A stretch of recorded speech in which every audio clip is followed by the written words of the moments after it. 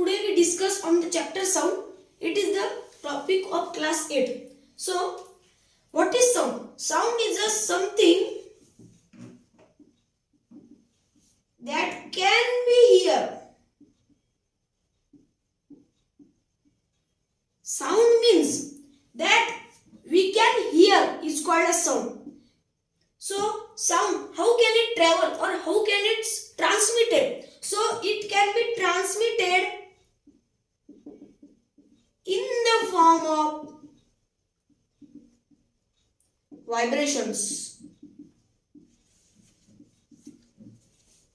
It can be transmitted in the form of vibrations, and it is transmitted by the medium of air or any other medium.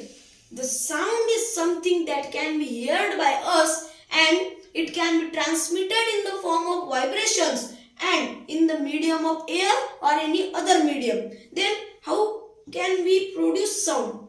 It can be produced by the method of plucking, by the method of striking, by the method of blowing, or by the method of rubbing. There are 4 methods to produce sound. So, how can we produce sound by the plucking method? Okay, then there are 2 poles. These are 2 poles. We tightly fixed a wire into the pole. When we tightly fixed wire into the pole, and when we plug this wire, then it can be produce sound. Then there is a method of striking. So the example of striking method is tabla. When we strike on tabla, it can be produce sound. It can be produce sound because we strike on any object, it can be produce sound. Then the method of blowing. When we blow into the whistle, it can be produce sound because into the whistle there can be made a pressure. It also produce sound.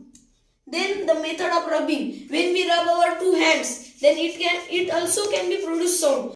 Then what is the speed of sound? How sound can be travel and in which speed? Then it can be traveled by the vibrations, and its speed is 343 meter per second at the dry place. At 20 degrees Celsius.